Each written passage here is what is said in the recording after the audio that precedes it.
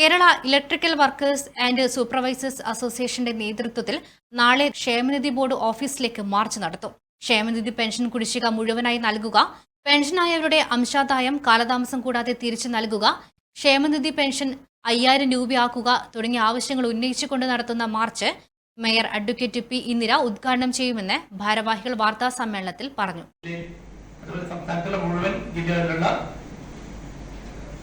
ജില്ലാ കെട്ടിട നിർമ്മാണ തൊഴിലാളി ക്ഷേമനിധി ഓഫീസിലേക്ക് മാർച്ചും ധർണയും നടത്താൻ ആഹ്വാനം ചെയ്തതിന്റെ ഭാഗമായി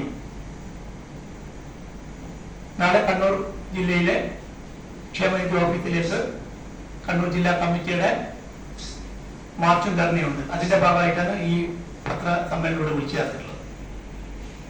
അതില് സംഘടന മുന്നോട്ട് വെക്കുന്ന 5 ആവശ്യങ്ങളുണ്ട്. അതിലൊന്ന് പ്രധാനപ്പെട്ടത് തൊഴിലാളികൾക്കുള്ള ക്ഷേമനിധി പെൻഷനാണ്. ക്ഷേമനിധി പെൻഷൻ ഇപ്പൊ 16 മാസത്തോളമായി മുടങ്ങിക്കിടക്കുക. വളരെ തുച്ഛമായ രൂപ 1600 രൂപയാണ് പെൻഷനായിട്ട് ലഭിക്കുന്നത്. അതും അതുപോലെ തന്നെ ക്ഷേമനിധിയുമായിട്ട് ബന്ധപ്പെട്ട് ക്ഷേമനിധിയിൽ അംഗമായവർക്ക് 60 വയസ്സ് കഴിഞ്ഞാൽ അവരുടെ അംശാദായ തുക തിരിച്ചു നൽകാറുണ്ട്. പിന്നെയുള്ളത് മൂന്നാമത്തെ കാര്യം എന്ന് പറയുന്നത് ക്ഷേമനിധി അംഗങ്ങൾക്കുള്ള ആനുകൂല്യങ്ങളാണ്.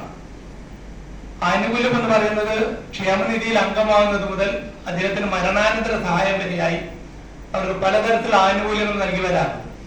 ഇപ്പൊ കുറെ വർഷമായി അത് നൽകി വരുന്നില്ല എന്നുള്ളതാണ്. അപ്പൊ ഇത്തരത്തിലുള്ള പ്രശ്നങ്ങൾ ചൂണ്ടിക്കാണിക്കുന്നതിന് വേണ്ടി തന്നെയാണ് നമ്മൾ ഈ ഒരു പത്രസമ്മേളനത്തോട് വിളിച്ചു ചേർത്തിട്ടുള്ളത്.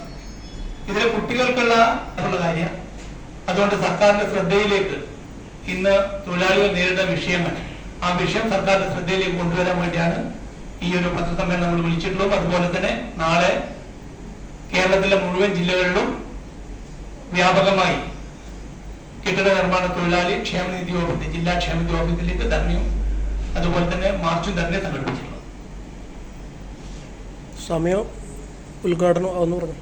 സമയം രാവിലെ 10 മണിക്ക് പ്രകടനമായി പോയിക്കൊണ്ട് 11 മണിക്ക് ബഹുമാനപ്പെട്ട mayor, Kannur corporation mayor advocate P Indira മേഡമാണ് ഉദ്ഘാടനം ചെയ്യുന്നത്. രാവിലെ 11 മണി.